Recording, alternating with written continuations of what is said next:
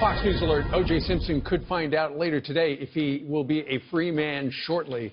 The former NFL star facing a parole board after serving 9 years of his 33-year sentence for armed robbery and kidnapping, among other things.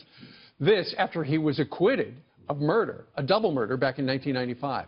Our next guest testified in the so-called trial of the century for the defense.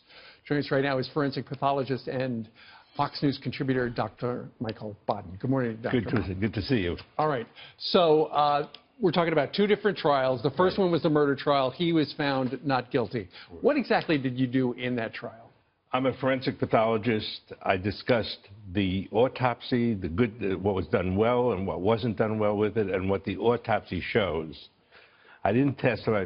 Forensic scientists don't say he's innocent or he's not innocent. Right. That's the jury. But we go with the science.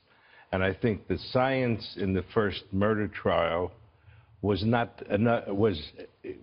there for conviction in the way it was presented to the jury. Okay, so from the scientific standpoint, you were in charge of that kind of evidence, blood evidence and stuff. Right. You and Dr. Henry Lee as well. But, you know, a majority of people actually think he probably did it. Yeah, yes, a majority does feel that way. Based on the evidence, based on things they've heard. Based on what's in the newspapers and the media, right. But based on what was presented to the jury at trial, right.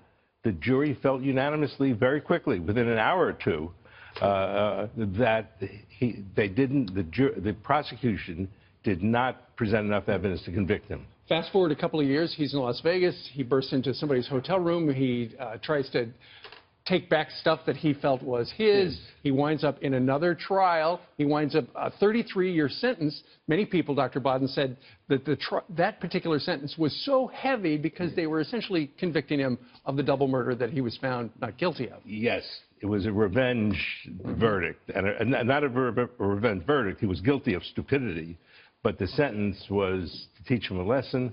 I think he's been a model prisoner since, for 9 years.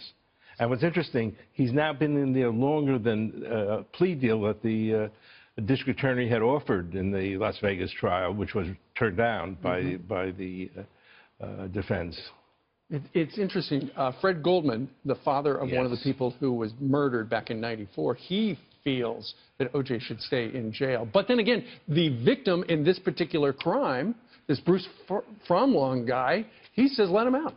Yeah, but I think, you know, it's interesting when we get very close to a person, our children, our clan, we want vengeance often. That's an emotional reaction. It shouldn't be a criminal justice reaction.